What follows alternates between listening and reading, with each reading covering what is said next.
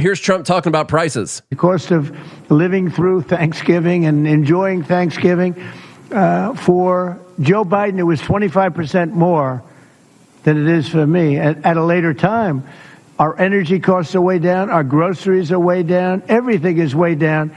And the press doesn't report it. But when you look at 25% reduction in costs for Thanksgiving between Biden and me, meaning this administration, that's a tremendous number. It's the biggest reduction in cost in the history of that chart or whatever it is. They cover every element of Thanksgiving meals. 25% down. So I don't want to hear about the affordability because right now we're much less. If you look at energy, we're getting close to $2 a gallon gasoline. With Biden, it was $4.50, $5. All right, let's go through some of the numbers. This is just a meal that Walmart puts together that you can buy at Walmart and how much it costs. And they've said it's 25% less than it was last year. This is the list from the year before, 2024. This is a list from this year. Here are the two lists side by side. What you will find is that the list for this year has way less stuff in it. It's got way less name brand things in it, mostly great value brand things in it. They've just decided that it's now $4 a person compared to $7 a person the year before. But even look at the year before, it was 88 cents a pound for a turkey. This year, 97 cents a pound. Yeah. Now, this does specifically say Butterball turkey. That's true. So it's tough to go through each one of these products and figure out what they've increased over the last year.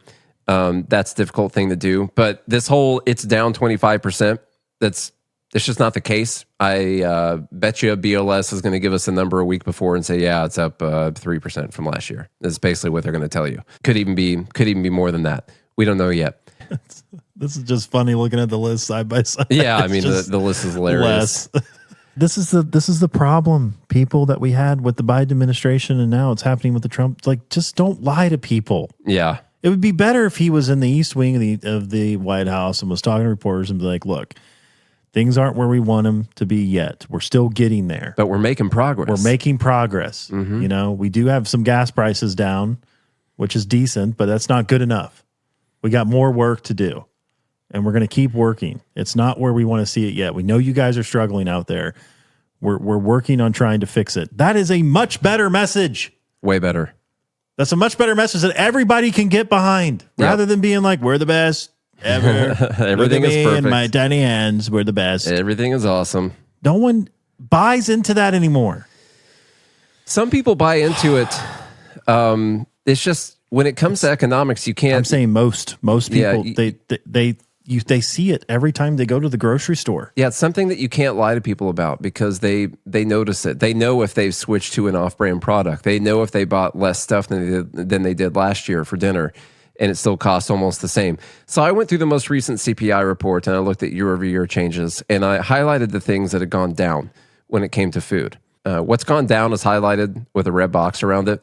Cereal has gone down 0.8% from the last year. Rice has gone down 1.7%. All the other stuff. Your family. Yeah.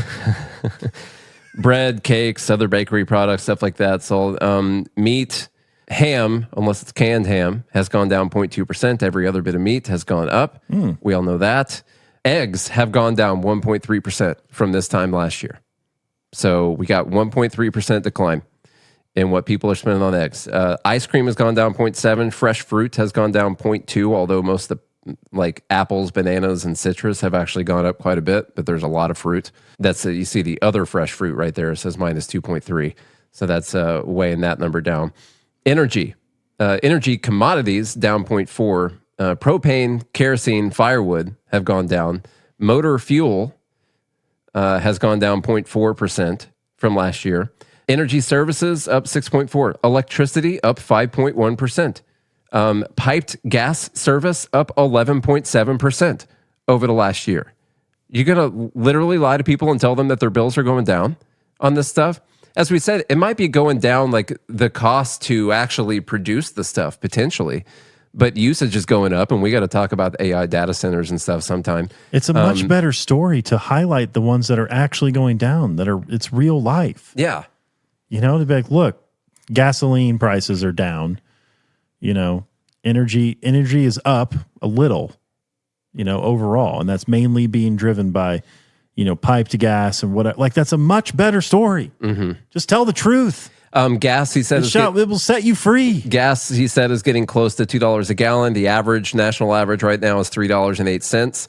Although what heavily makes the gas average go up is California, because their gas is so expensive. The point here, what Charlie was just saying and what I'm saying, the biggest issue for me is now, even when he does do something that's good, I don't believe it. I just don't believe it. I've seen so many exaggerations and all out, like, straight up lies about what's going on that now the amount of research I would have to do to actually figure out if they have done something that is good is ridiculous. So my default right now is to not believe anything that he says. And that's bad. That's why you should just talk about the things that are true and point out the actual good things that people can't just say, well, isn't he lying about that right now? And then people can believe you when you're talking. But now I assume nothing is going good at all because they lie so much about everything.